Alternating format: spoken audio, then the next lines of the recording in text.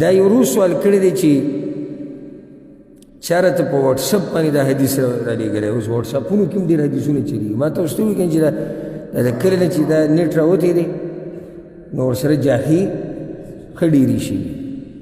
تا ته په واټسپ کې حدیث راولیږي یا مسله په دې دې ماف کوي نو وایي که په الله د ایمان یې مخکې به نشم وایي په غریب باندې هم راپره پیدا شوي که اوس یې نه نشر کوم بیا خو بې ایمانه شو بس څه وایي وایي شیطان به دې بنه کوي ما یو پیر یو چا څه مسله نشر کړې او ذکر وایي دا ذکر چې دومره وایي داسې کېږي او شیطان به دې منع کوي ما اوس د څومره غلطه خبره ترې کړې ده چې شیطان به دې منع کوي د دې د نشر کولو نه ما الله منع کوي د دې د نشر کولو ما پیغمبر منع کوي د دې د نشر کولو ما دین منع کوي د دې د نشر کولو وایي ستا دا مسله غلطه ده نو یو دې مسله غلطه ده او بل دې بیا په سړي باندې لازم کړی ده یو وخت کې هغه شیخ احمد په مدینه کې پیدا شوی و هغه وایي چې وایي زما خوب ولیدو او پیغمبر مې ولیدو او پیغمبر وایي چې امت ټول تباه دی او ټول جهنم ته روان دی دا ډېره مشهوره قصه وه او دا د کوم وخت نه چلېده شیخ ابن باز رحمه الله نه چاته پوښتنه کوي شیخ داسې یو خوب چلیږي او شیخ احمد یې دا شیخ احمد معلوم نه دی چې څوک دی صرف دا دی شیخ احمد مدینہ کے رہنے والے دا مدینہ ټکی هم زموږ په خلکو بس سم داسې ولګي چې بھائی چې د مدینې دی دی بس خبره ختمه شو او بیا شیخ او بیا احمد هغه یې خوب لیدلی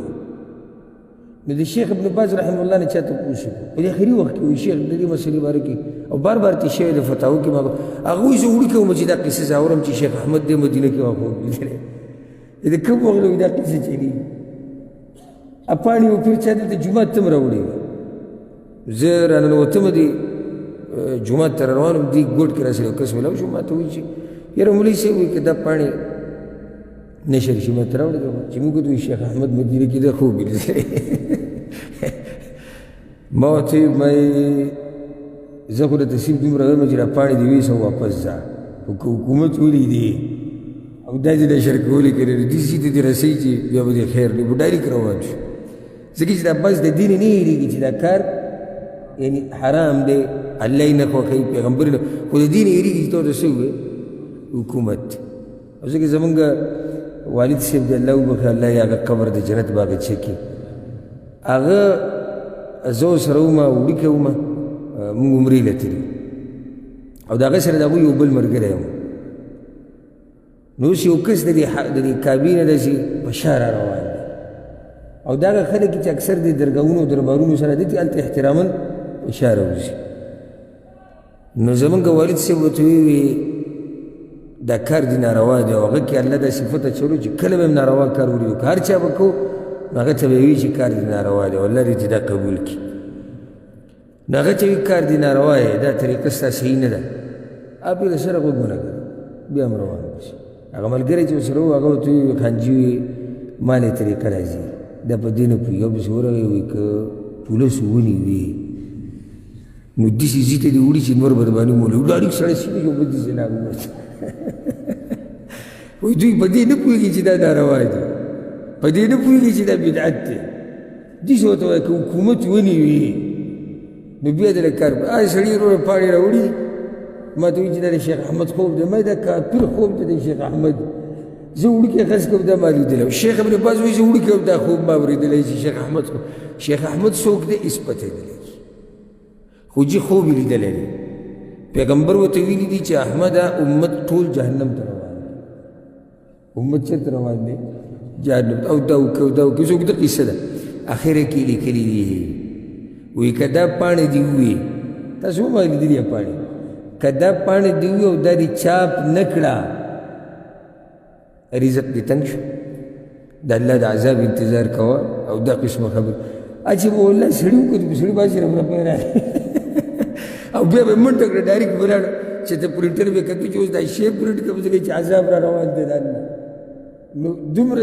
دا خطرناک خلک دي ګوره د دې پاڼو د خورولو لپاره په اخره کې ورسره دا لیکلي دي وایي که دې نشر نه کړه نو عذاب د الله را روان دی او رزق دې ختم شو او دا اوس د عوام غریبانو خو نه دي پوه نو چې هغوی به وکتو مصرف رفع به پرې راغی چې الله اوس چې ته نږدې یعنی د دوکانه پر رسېدو پورې به د عذاب رانیږي چېرته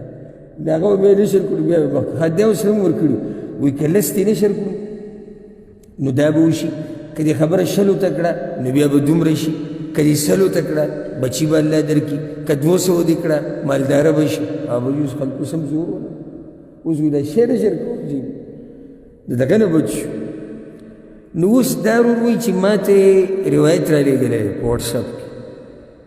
وایي چې پیغمبر دا خبره کړې ده چې 15 خبرې 15 کارونه د 15 خبرو ګرنټي ده 15 کارونه د 15 ګرنټي ده څوک چې مونځ کوي د ده دپاره د رزق ګرنټي ده چې الله به له پراخه رزق ورکوي څوک چې زکات ورکوي د ده دپاره د برکت ګرنټي ده چې الله به د په مال کې برکت اچوي څوک چې زناکاري نو الله به په ده باندې فقر راولي زنا ګرنټي د فقر ده او دغه شان ظلم ګرنټي د بې امنۍ او د خرابتیا ده او د مور پلار غوسه کول دا ګرنټي د جهنم ده دا روایت صحیح دی که نه الجواب داسې حدیث په دې الفاظو سره په صحیح سند او په کمزوري سند موږ ته نه دی معلوم نه په صحیح سند شته نه په کمزوري خو دومره درته ووایم چې دا کمې خبرې چې ذکر کړي دا د بعضو روایتونو نه ثابتې دي خو داسې روایت نشته لکه اوس دا خبره چې څوک مونځ کوي الله به د ده په رزق کې برکت اچوي دا واضحه خبره ده مونځ هغه عمل دی او دلته دلایل نه ذکر کوو خبره به ښه اوږده شي د دې دلاسه الله ستا به ژوند کې برکت راوړي چې ژوند کې برکت راشي معنی څه شو رزق کې برکت راشي ها دغه شان چې دی ویلي چې زکات سره مال کې برکت راځي شک پکې نشته زکات د پاکوالي ته وایي یعنی ته چې کله د خپل مال نه زکات ورکړي نو خپل مال دې څه کو هغه دې پاک کو برکتي دې کو او دې باره کې روایت راغلي دي وایي زنا سره سړی غریب کېږي نو دا خبره هم صحیح ده څنګه